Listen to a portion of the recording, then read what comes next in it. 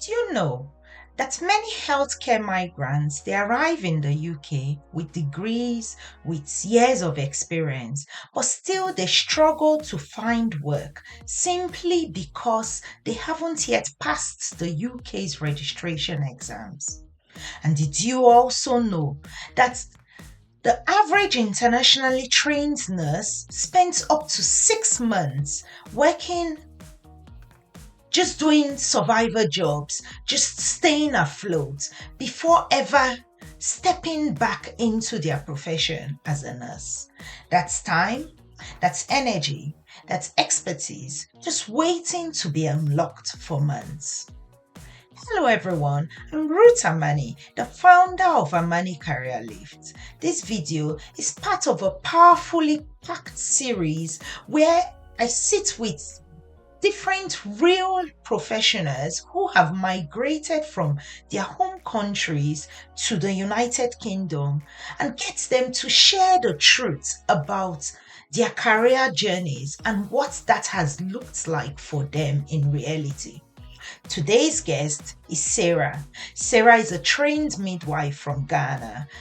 Her story will both inspire and inform you, especially if you're a healthcare worker planning to relocate, or you've relocated already and you're already living in a first world country or in the United Kingdom. This story would definitely be an inspiration and it would be a guide to you.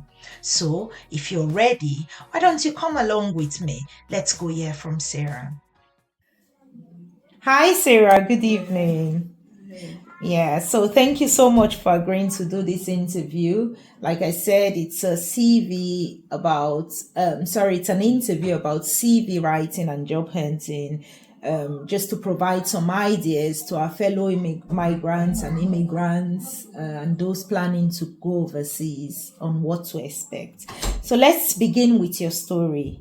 When you first moved into the UK, what were your hopes, your expectations about finding work? What type of job did you have in mind? Do you want to tell us? Alright. When I was relocating, I thought here in the UK it's based on your certificate. So I'll just use my certificate and then I'll just apply for jobs and then I'll just get a decent job to do. And then I just searched online and I saw the number of hours in which I was supposed to work, and I said 36 hours and more. I said, okay, then 36 hours, I'll get this, and then I'll do extra. Since I'm hardworking, I'll do extra. Then I converted it into Ghana currency. And I said, hey, I'll get a lot of money. And I was very happy about that. Okay, that's so interesting. Thank you very much. So, when you got here, did you find the job that you were hoping for? Hmm. When I came, it wasn't easy for me at all. I thought, okay, maybe let me go to some companies around my house. When you go there, they'll just tell you go online and apply. I applied for a lot of jobs, but I didn't get any response for about 2 months before I heard from one job.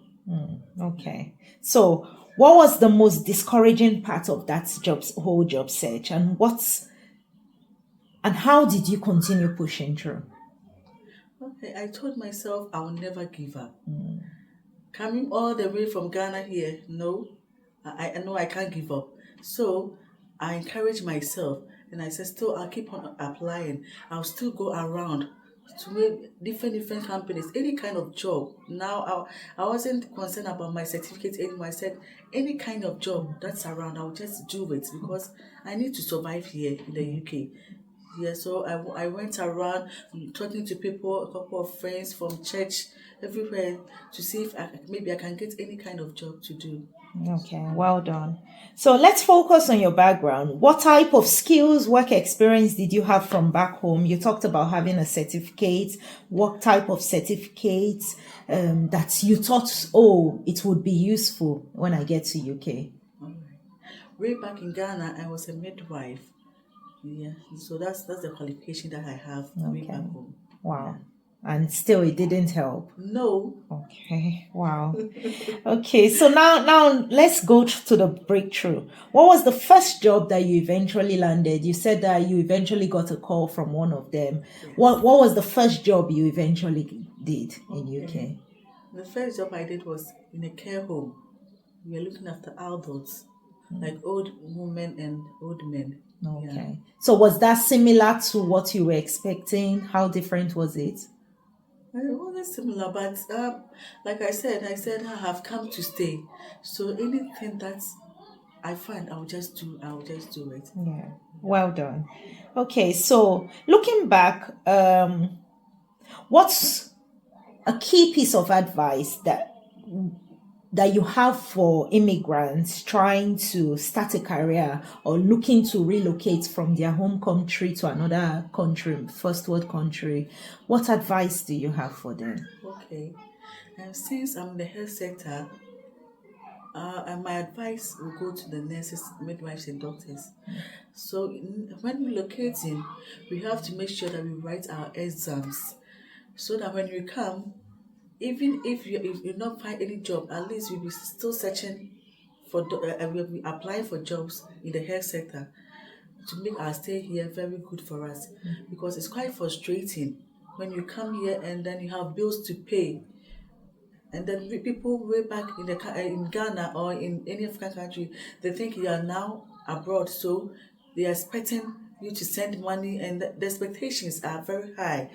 But so in order to come, you have to write all your exams before you come. Okay, thank Yeah. you. So when we talk about exams, what exams are we talking about now? Okay. For nurses and midwives, we have the IELTS. That's English language test. So we write IELTS or OET, and the IELTS you have to get a score of 7.0. Okay. Yeah, 7.0 in listening, 7.0 in reading, 7.0 in speaking, and you can get 6.5 in writing. And also for OET, you have to get B. Okay. B in all the four models. You have to get B. Okay. Yeah, in order to be accepted here in the UK. And also after that, then you write your CBT. That's the computer-based test. So you have the one for nurses and the ones for midwives. Okay. Yeah, and then you write it, and then when you come here in the UK, then you write your OSCE. Yeah. Okay. Oh, wow. Okay. So I guess the nurses and midwives out there, they should listen now, and hopefully this helps them. And I think you've been very helpful today. So thank Thank you you. so much. All Thank right. you. Oh, wow. Sarah's story is more than just a personal journey. It's a mirror of what thousands of healthcare professionals actually go through after they migrate to the United Kingdom. Despite her qualifications, despite her experience, despite the passion. Oh, the reality she faced was not an easy one. Like many others out there, she adapted. She's had to be very persistent. She's had to keep going and not give up. If you're a midwife, a nurse out there, a healthcare professional out there preparing to come to overseas, or if you're already here, just remember that you are not alone. You are not starting from scratch. You are not starting from experience. Take Sarah's advice seriously. Do your research, prepare your documents, and prepare to pass your exams. The ones you have to do back home, like Sarah advised, please do them back home. It would make all the difference in your life. It will make the world a better place for you when you relocate. Check the description button below. There's a useful link down there. It's a link to the registration exams and different resources to help you to succeed as a healthcare professional migrating abroad to the UK, to other first world countries. You would get the information in there.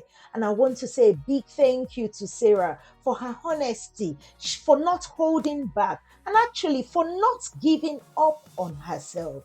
Thank you so much, Sarah. And sincerely, you have been an inspiration. If this video has helped you, please don't forget to like, comment, subscribe to Amani Career League, where we turn aspirations into achievements, one story at a time. Until next time, keep growing, keep going, and never stop believing in your journey. I'll see you in my next video.